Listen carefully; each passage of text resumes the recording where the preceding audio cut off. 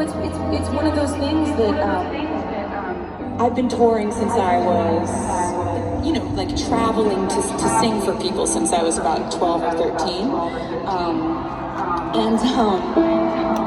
So I think that was actually sort of baked into my coping mechanism skills. Like as a very young child, I processed things and learned to deal with things by writing songs about my most intense feelings, and then getting to stand on a stage and sing them to people, and the validation of someone kind of making eye contact with me and maybe even just like nodding and being like, yeah, I felt that way too.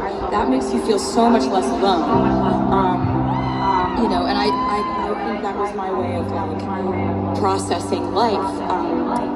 And then the pandemic happened, and it was like, the conversation in my industry was, we don't know if touring is we don't know what that looks like in the future, if it's gonna happen at all anymore, or if, we would ever be able to get 70,000 people in a room or a stadium ever again,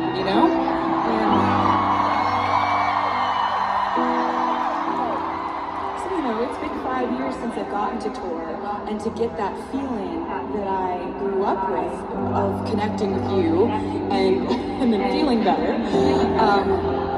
So when the pandemic happened, I just remember thinking, okay, I'm not going to focus on the uncertainty of whether we can do shows anymore after this. I'm just not going to think about it. It's too sad. What I am going to do is I'm going to just write as many albums as I possibly can.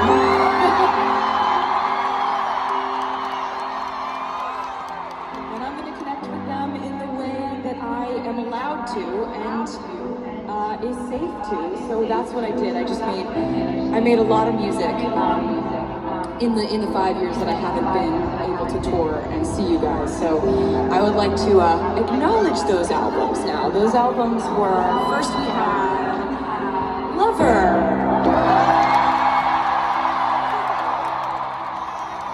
And we had Folklore. Currently, we are right in the middle of Evermore. And last but not least, we have Midnight. And, when I was writing Evermore, there was one song that I wrote, and I just thought, it's impossible not to think about how cool this would be to sing in a stadium in Foxborough, Massachusetts.